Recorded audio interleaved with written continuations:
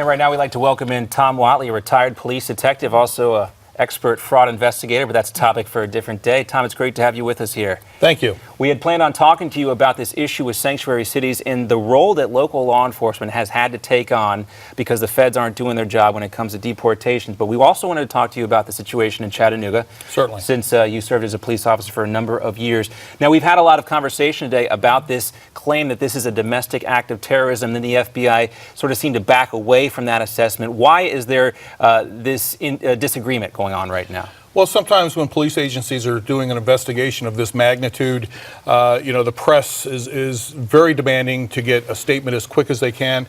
And sometimes what happens is they'll put it out there as quick as they can, and then it's just fluid. It changes. They probably did not know whether it was domestic terrorism or not. And as things changes, they may be able to link it to different factions. So what's going on right now in the investigation? Does it change if it is an act of terrorism versus if it's not? Well, I think your federal authorities are going to be involved. Your Joint Terrorism Task Force is going to be involved, which is comprised of local, state, and federal authorities. Each one of them brings a different element as far as resources to to utilize in the investigation.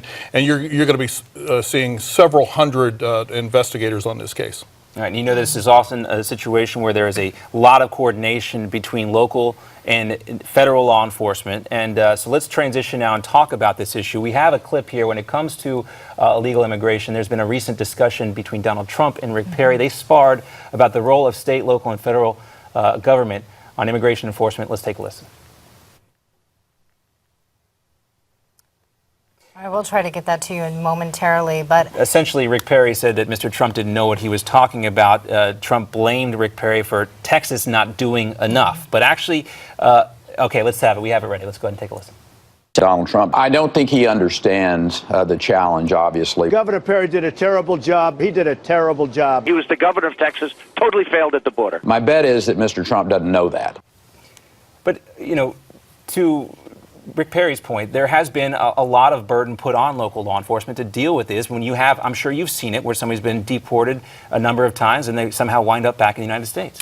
Correct. And a lot of times what the misnomer with the general public is if someone has been deported 4, 5, 6, 7 times, what they don't realize is that typically has not gone through the typical due process system. A lot of times it's called a VR, which is a volunteer return, and that cuts out a lot of paperwork. The federal government has been accused of perhaps abusing that sometimes because they work in numbers. They have to deal with a lot of people at the same time, and it's easy if they get a volunteer return just to get them back where they belong. Sometimes they're on a no-fly list. I've spoken ad nauseum with an expert up in Pittsburgh, Brian Crow, about this, and sometimes they'll try and get them on a no-fly list and utilize that method, to keep the real hardened criminals from coming in.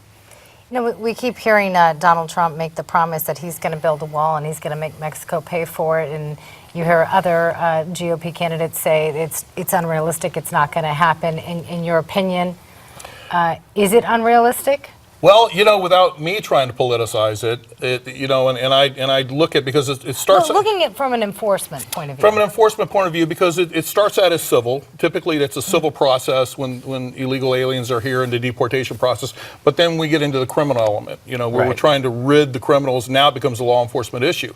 So is it realistic to build a wall and charge another government? Well, he's garnered a lot of support with his comments, so it's kind of difficult to say whether he would be able to actually pull that off. Yeah, well, it's a difficult situation that a lot of local law enforcement are finding themselves in now, and the debate continues as they deal with the reality situation on the ground, and the Congress, at least, doesn't seem willing to step it up here. And unfortunately, we're out of time, Tom, but it's been great to have you here on Newsmax Now. We'll have you soon, back soon, and we'll talk more about the role of police. My pleasure. All right, Tom Whatley for us here on Newsmax Now. Much more to come. We're talking to Congressman Dan Benishek about what's going on in the VA hospitals around the country, and you're not going to like what he has to say.